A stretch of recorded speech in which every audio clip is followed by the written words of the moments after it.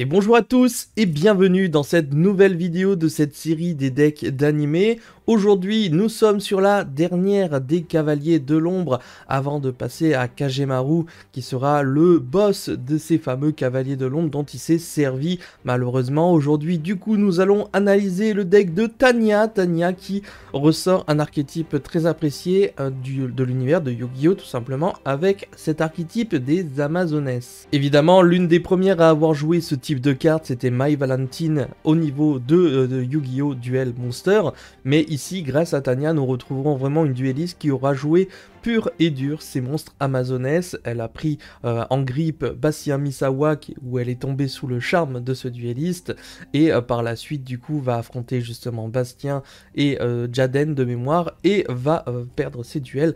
Bref, nous sommes sur le deck de Tanya avec les amazonesses. Si ce deck vous plaît, n'hésitez pas à lâcher un petit like sur cette vidéo, à vous abonner si c'est toujours pas fait bien sûr et me dire dans l'espace commentaire quelle est la carte de Tanya qui vous a le plus marqué. Est-ce que vous avez déjà joué les Amazonesses dans votre carrière Yu-Gi-Oh! Et me dire en conclusion quel est le cavalier de l'ombre qui vous a le plus marqué dans cet univers de Yu-Gi-Oh! GX. C'est parti. Les amis, pour la fiche technique de Tanya, je lui ai attribué la note de 4 étoiles sur 5, un peu comme Camula, parce que je l'ai vraiment trouvée très intéressante dans son duel face à Bastien. Même son archétype, il est quand même extrêmement fort, on va pas se mentir.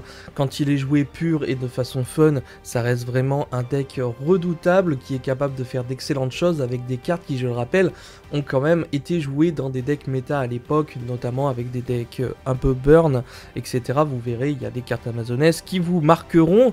Son deck est donc issu de toutes saisons confondues. Et vous pouvez le reproduire pour un budget de seulement 20 €.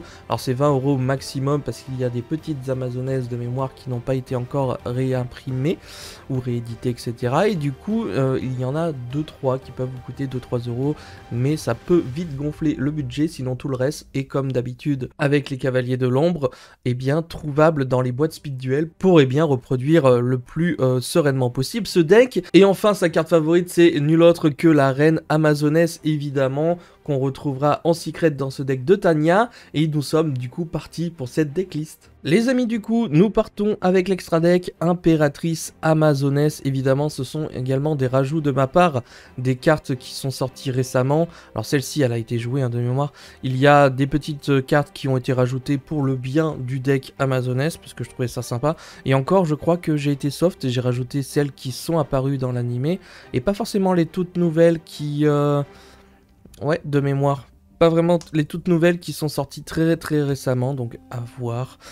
Ici, nous avons l'Igre familier Amazonesse pour ce deck, enfin pour cet extra deck de Tanya, qui est quand même très intéressant avec des créatures vraiment belles. Et nous passons désormais à la Reine Amazonesse en secret rare. Les monstres amazonesses que vous contrôlez ne peuvent pas être détruits au combat, donc ça c'est plutôt pas mal, elle est magnifique et il était temps qu'on ait une réimpression de cette reine amazonesse parce que pour ceux qui s'en rappellent, elle était quand même extrêmement chère. On retrouve ensuite la princesse amazonesse pour ce deck qui n'a pas réellement été joué dans l'animé, mais on la rajoute parce qu'elle est très forte. Espionne amazonesse. Évidemment, on se doute que dans ces duels, on n'a pas vu tout son deck, donc on peut se permettre de rajouter des petites cartes avec guerrière amazonesse ici x2. La chasseresse amazonesse, évidemment, on va la jouer x2 également. Un survivant de combat. Ça, c'est une petite carte qui est sortie aussi dans le speed duel qui fait très plaisir. Scout amazonesse. Le chaman amazonesse. Hop, qu'on va jouer x2. Nous aurons ensuite l'apprenti amazonesse. Idem x2 pour ces petites cartes. Là par exemple nous avons le bébé tigre amazonesse qui de mémoire n'a pas été réédité encore, donc c'est peut-être le petit clin d'œil ici avec cette carte qui peut vous coûter 2-3 €, je sais plus réellement la cote. Ici j'en ai mis juste un pour pas gonfler le budget du deck de Tanya. Ensuite nous avons amazonesse avec chaîne, carte très intéressante lorsque cette carte est détruite au combat et envoyé au cimetière, on va pouvoir payer 1500 points de vie, regarder la main de notre adversaire et puis on va ajouter un monstre depuis sa main à notre main. C'était une carte très forte. Nous avons par la suite le tigre amazonesse qui fait une très bonne référence justement dans l'animé à ce que joue Tanya, parce qu'on la voit avec un tigre. Donc ici x2. Nous avons par la suite la paladin amazonesse qu'on va jouer x2 également ici.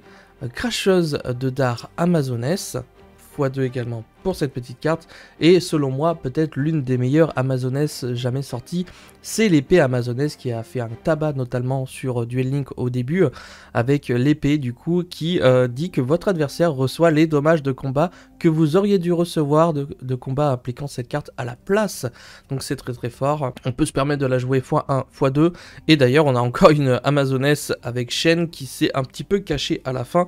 Voici pour le main monstre de Tanya. Les amis, par la suite nous aurons magicienne amazonesse pour la toute première carte magie de Tanya, héritage amazonesse, évidemment le village amazonesse qui ira très très bien, et puis de toute façon c'est un deck pur et dur amazonesse. Les polymérisations évidemment pour les invocations fusion, combativité amazonesse, un petit renfort de l'armée puisque c'est tous ou quasiment tous des guerriers. Appel amazonesse ici, c'est évidemment le support amazonesse qu'on va pouvoir ajouter à ce deck parce qu'il en a cruellement besoin, hein. On va pas se mentir. Le petit Monster Reborn. On passe ensuite aux cartes pièges pour ce deck de Tanya avec sauvetage dramatique. L'archère amazonesse, un petit Waboku. Nous aurons le pion de la reine. L'assaut amazonesse, encore une fois c'est les nouvelles cartes amazonesses qu'on peut se permettre d'ajouter. Demi-contre, celles-ci c'est les cartes qui ont été jouées, hein. Volonté amazonesse pour terminer ce deck de Tanya. Et voilà les amis pour ce deck de Tanya, j'espère qu'il vous aura fait plaisir. On est quand même sur un deck relativement fort par rapport à d'autres cavaliers de l'ombre, puisqu'ici nous avons réellement un archétype, une synergie terrifiante et surtout un deck qui est quand même assez solide par rapport aux autres de l'animé, attention. Donc c'est pour ça que je lui ai attribué la note de 4 étoiles sur 5. N'hésitez pas à me donner tous vos retours évidemment dans l'espace commentaire et à débattre de ce deck de Tanya. Quant à nous évidemment on se retrouve dès vendredi pour le fameux deck de Kagemaru qui est pas si facile que ça à construire et que vous verrez qu'il a presque aucun sens en IRL par rapport à l'animé puisque certains effets ont été changés, etc. Bref, si vous voulez en savoir plus, je vous donne rendez-vous dès vendredi pour la suite de l'aventure de cette série des decks d'animé de Yu-Gi-Oh! GX. Quant à nous, on se laisse là pour cette vidéo, c'était Yamiro, ciao les potes.